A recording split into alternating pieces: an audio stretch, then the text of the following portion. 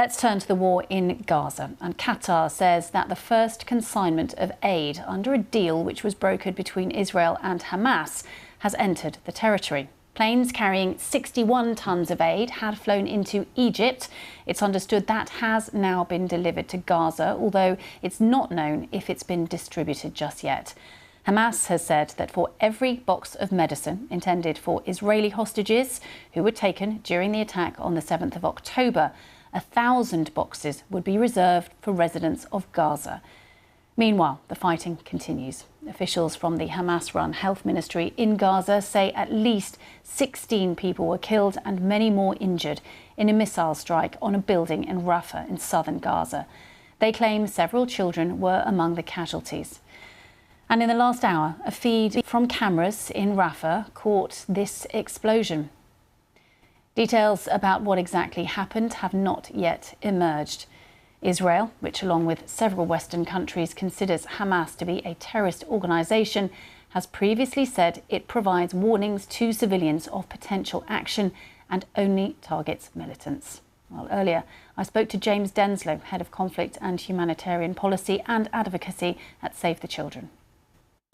Well, I think the first thing to say is that getting aid into a population that needs it shouldn't require high-level diplomacy.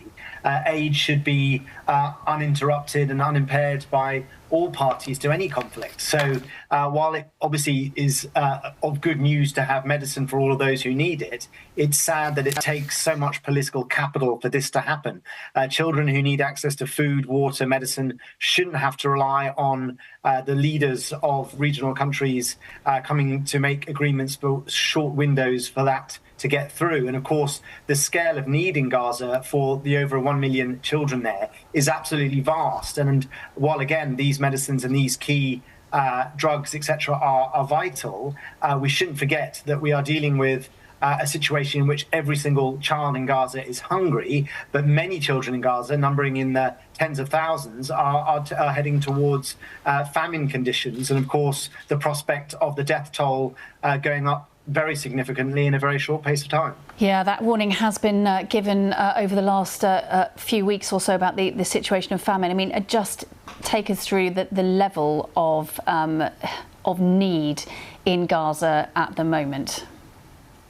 Well, the level of need is absolute across every section and sector of the humanitarian response. Yesterday saw 225 aid trucks go into Gaza compared to the pre-conflict average of 500. But we shouldn't get ourselves focusing entirely on numbers of trucks because, of course, the population across Gaza has different needs, and parts of the north in particular are finding it very hard to get access to aid. And the numbers of convoys that are given permission to get to that population is extremely low indeed. And today, of course, we've seen the main access road from north to south cut off. We've also seen issues over the last week or so in terms of a communication blackout and inability to communicate, whether that's aid operators or the population trying to work out where is relatively safe, because of course there's no single safe place in Gaza. So when you're talking about that mismatch between the actual need for aid and the amount that we're able to get in and distribute effectively,